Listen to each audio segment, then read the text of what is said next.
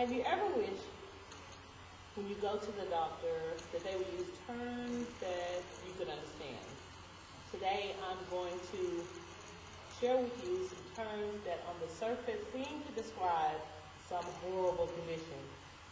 But it is important that we get an understanding of our conditions before we panic.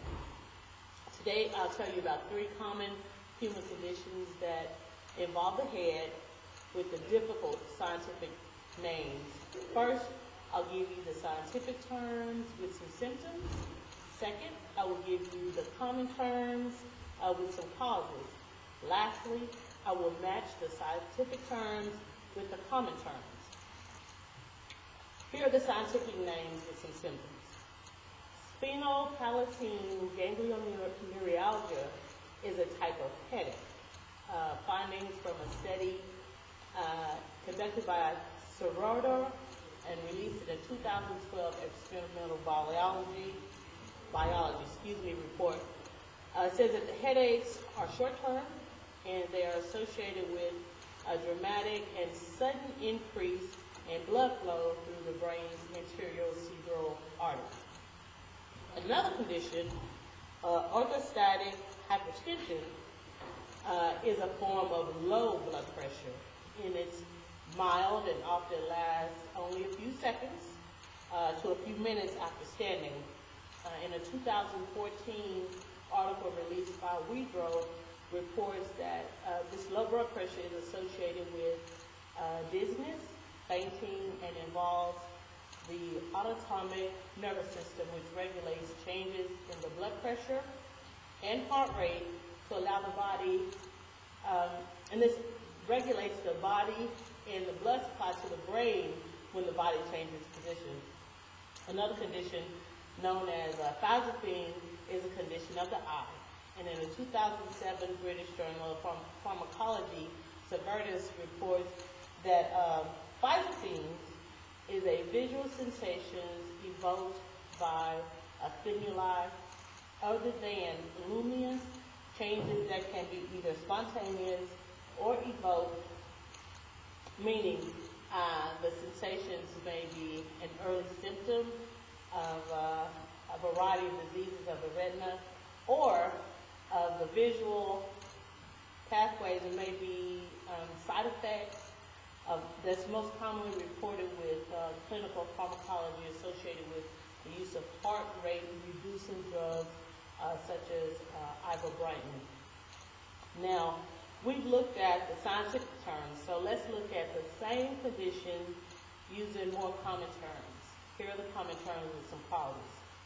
Brain freeze, which results from quick consumption of cold items, such as eating ice cream or drinking a very cold drink too quickly. This condition usually takes place when the weather is hot. That's usually when we're drinking really cold drinks or eating a lot of ice cream. Another term, common term, is head rush, and this is caused by a rapid change in the body's position. This could be from sitting or standing too quickly. Seeing stars is the other condition, and it is caused by pressure on the eye.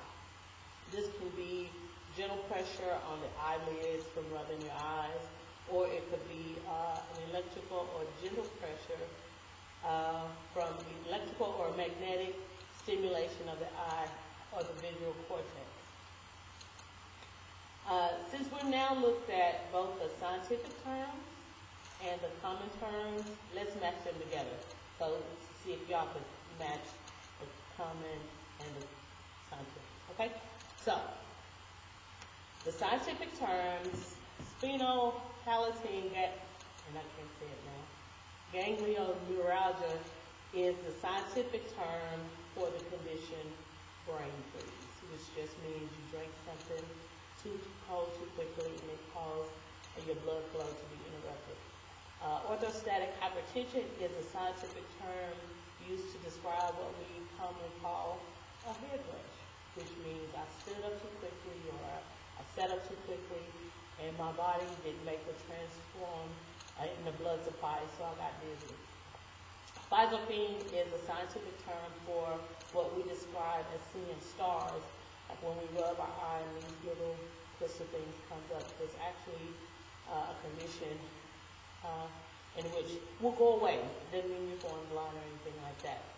So in conclusion, we know that both the scientific terms and the common names of three conditions associated with the head, and we've learned that brain freeze is caused by consuming something too cold.